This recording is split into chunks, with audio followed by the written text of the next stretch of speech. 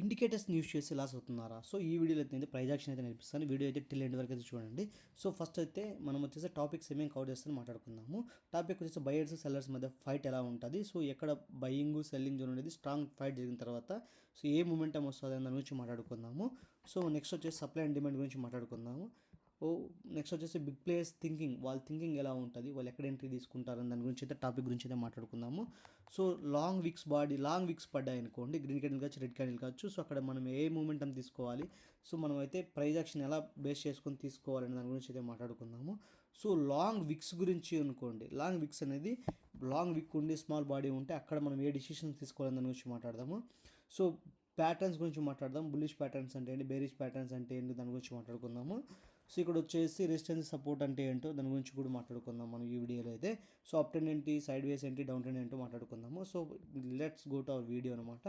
So ఇక్కడ మనం చూసుకున్నట్టయితే సో ఒక సెల్లర్స్కి బయ్యర్స్కి మధ్య ఒక టఫ్ ఫైట్ జరుగుతుంది. ఆ టఫ్ ఫైట్ జరిగిన తర్వాత సో ఇలాంటి డోజీ క్యాండిల్స్ అన్ని ఫామ్ అయ్యి మార్కెట్ అనేది అబోవ్ సైడ్ మూవ్ అవ్వదు, సో డౌన్ సైడ్ మూవ్ అవ్వదు అనమాట.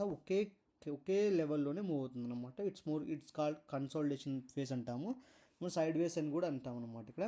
సో ఇక్కడ వాళ్ళిద్దరి మధ్యన టఫెస్ట్ ఫైట్ జరిగింది. ఫైట్ జరిగిన తర్వాత సెల్లర్స్ అనేవాళ్ళు ఐ అక్యూరేట్తో డౌన్ సైడ్ పుష్ చేయడం జరిగింది అనమాట. ఎప్పుడో పుష్ చేస్తారంటే ఎప్పుడైతే స్ట్రాంగ్గా బయ్యర్స్ అనేవాళ్ళు కీప్ ఆన్ యాడింగ్ వాల్యూమ్స్ అనేది యాడ్ అవుతూ ఉంటాయో సో అప్పుడు ఏమవుతుందంటే ఆటోమేటిక్గా క్రాష్ అవుతుంది. క్రాష్ అయిన తర్వాత ఇక్కడ కూడా ఇక్కడ ఏమైందంటే అబ్జర్వ్ చేసి చూడండి ఈ క్యాండిల్లో.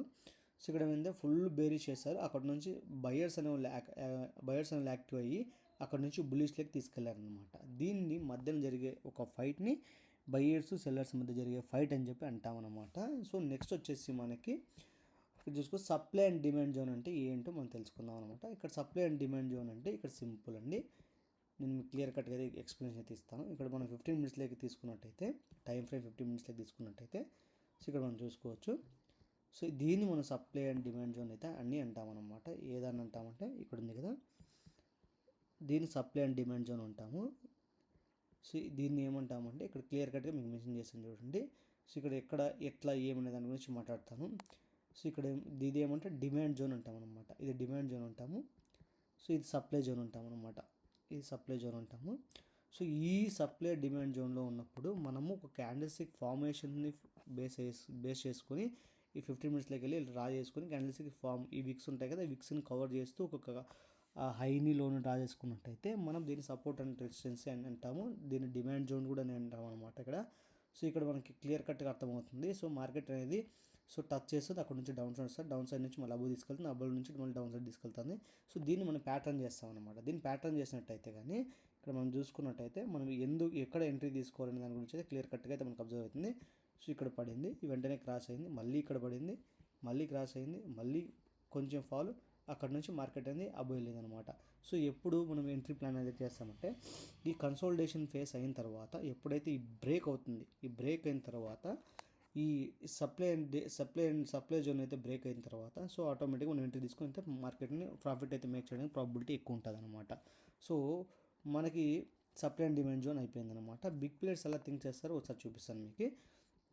సో ఇక్కడైతే మనకి బిగ్ ప్లేయర్స్ ఎలా థింక్ చేస్తాను చూస్తుంది, దాన్ని జస్ట్ 5 మినిట్స్లోకి వెళ్ళి నేను చూపించేస్తాను దాన్ని ఈజీగా. సో ఇక్కడ చూడండి. సో మనం ఇదేమవుతుందంటే ఇక్కడ ఒక క్యాండిల్ ఫామ్ అయింది, రెడ్ క్యాండిల్ ఫామ్ అయింది. ఈ లెవెల్లో మనం ఏం చేస్తామంటే వెంటనే రెడ్ క్యాండిల్ ఫామ్ అయింది కదా, సో ఈ లెవెల్ వరకు అయితే మార్కెట్ క్రాష్ అవుతుందని చెప్పేసి మనం సింపుల్గా 1:1 కానీ 1:2 కానీ రేషియో పెట్టుకుని అయితే ఎంట్రీ అనేది ప్లాన్ చేస్తాము. వెంటనే రీబ్యాక్ తీసుకుని పైకి వెళ్ళిపోతుంది అనమాట. రీబ్యాక్ తీసుకుని పైకి వెళ్ళిన తర్వాత ఒక కన్సాలిడేషన్ ఫేస్ అనేది వస్తుంది. ఈ కన్సాలిడేషన్ ఫేస్లో అనేది ఎవరు అనేది ట్రేడ్ చేయరనమాట. సో దీన్ని ఆర్డర్ బ్లాక్ అంటాం మనము. ఎప్పుడైతే ఒక క్యాండిల్ ఉంది కదా, ఈ క్యాండిల్స్ ఉన్నాయి కదా, ఈ క్యాండిల్స్ని బ్రేక్ చేయకోకుండా అదే లెవెల్లో చాలా మెజారిటీ ఆఫ్ ద టైం ఉందనుకోండి, దాన్ని ఆర్డర్ బ్లాక్ అంటాము. సో ఆర్డర్ బ్లాక్ అంటే నెక్స్ట్ వీడియోలో మీకు ఎక్స్ప్లెయిన్ ఇస్తాను. సో అక్కడ నుంచి క్రాస్ అయింది, అక్కడ నుంచి ఏం జరిగింది, మళ్ళీ అయినా కూడా ప్రైస్ అనేది ఒకే జోన్లోనే ఉంది. ఈ మెజారిటీ ఆఫ్ ద టైంలో ఏమవుతుందంటే ఈ బిగ్ ప్లేయర్స్ థింకింగ్ ఎలా ఉంటుందంటే మన రీటైల్ ఇన్వెస్టర్స్ ఎవరైతే ఉంటారో రీటైల్ ఇన్వెస్టర్స్ని స్టాప్ లాస్ హంటింగ్ చేసిన తర్వాత సో వాళ్ళు చిన్న మూవ్స్తో వాళ్ళు పైకి తీసుకెళ్తారు అనమాట. ఇక్కడ స్టాప్ లాస్ హంటింగ్ చేశారు, సో వెంటనే ఇక్కడ ఎంట్రీ తీసుకొని మళ్ళీ ఇక్కడ వెంటనే మనం ఎంట్రీ తీసుకొని స్టాప్ లాస్ అనేది పెట్టుకుంటాము. వెంటనే ఇక్కడ స్టాప్ లాస్ ట్రిగర్ చేశారు. సో మళ్ళీ ఏం చేస్తారు, డౌన్ సైడ్ తీసుకెళ్ళాడు, మళ్ళీ డౌన్ సైడ్ తీసుకెళ్ళి మళ్ళీ వెంటనే అప్ సైడ్ తీసుకొని స్టాప్ లాస్ ట్రిగర్ చేసేస్తారు. సో అక్కడ నుంచి పైకి తీసుకెళ్ళిపోతున్నారు అనమాట ఇప్పుడు. సో ఇలా ఉంటుంది అనమాట big player thinking. So every momentum కూడా మనం క్యాప్చర్ చేసుకొని మనం అయితే వెళ్ళాలి. సో ఆర్డర్ బ్లాక్ అంటే ఏంటో నేను నెక్స్ట్ వీడియోలో ఎక్స్ప్లెయిన్ చేస్తాను అనమాట. సో మళ్ళీ నెక్స్ట్ వచ్చేసి మనకి బిగ్ ప్లేయర్స్ అది థింక్ చేస్తారు అర్థమైంది. ఇప్పుడు లాంగ్ బాడీ గ్రీన్ క్యాండిల్ పడితే ఎలా మూమెంటం ఉండాలో చెప్తాను ఇక్కడ. సో ఇక్కడ ఉంది కదా, సో ఇక్కడైతే ఎలాంటి మెజారిటీ ఆఫ్ ద టైంలో మనకి ఇక్కడ గ్రీన్ క్యాండిల్స్ ఫామ్ అవుతాయి. ఈ గ్రీన్ క్యాండిల్ ఫామ్ అయిన తర్వాత ఈ green candle first green candle ఏదైతే ఫామ్ అయిందో దాన్ని హైని లోని ఇలా డ్రా చేసుకోండి. బ్రేక్ అయిన తర్వాత ఎంట్రీ తీసుకున్నట్టయితే మంచి ప్రాఫిట్ రావడానికి ఛాన్స్ అయితే ప్రాబిలిటీ ఎక్కువ ఉంటుంది. సో అది బ్రేక్ అవ్వకుండా ఇదే లెవెల్లో ఉందనుకోండి, ఎంట్రీ అనేది ప్లాన్ చేయకండి. సో అప్పుడు బుల్లిష్ మూమెంటం ఎక్కువ ఉండి మేజర్ 1:2 1:3 రేంజ్లో రావడానికి ప్రాబిలిటీ అయితే ఉంటుంది. Only this is educational purpose అండి, ఇదైతే గుర్తుపెట్టుకోండి. సేమ్ ఇలాగైతే ట్రేడ్ చేయకండి. సో అది కూడా మీరు గుర్తుపెట్టుకోండి. సో ఇక్కడ వచ్చి మనం green candle long green candle ఎలా ప్లాన్ చేయాలనే దాని గురించి మాట్లాడుకుందాము. సో లాంగ్ వీక్ ప్యాటర్న్స్ గురించి మాట్లాడుకుందాం మనం ఇక్కడ. సో ప్యాటర్న్స్ లాంగ్ వీక్ అంటే ఎలా ఉంటుందో నేను చూపిస్తాను ఇక్కడ. సో ఇక్కడ చూసుకోవచ్చు మనము, ఇదే లాంగ్ వీక్ అంటాము అనమాట. సో దీన్ని లాంగ్ వీక్ అంటాము. ఈ లాంగ్ వీక్ అనేది రెడ్ లాంగ్ వీక్ ఇది. ఇలాంటి టైంలో దీన్ని మనం ఏమంటామంటే కన్సాలిడేషన్ ఫేజ్ అంటాము. సో ఇది కన్ఫ్యూజన్ క్రియేట్ అవుతుంది. ఈ గ్రీన్ క్యాండిల్ పడిన రెడ్ క్యాండిల్ పడిన ఏది పడినా కూడా కన్ఫ్యూజన్ క్రియేట్ అవుతుంది. ఈ కన్ఫ్యూజన్లో ఎవరు ట్రేడ్ చేయకూడదు.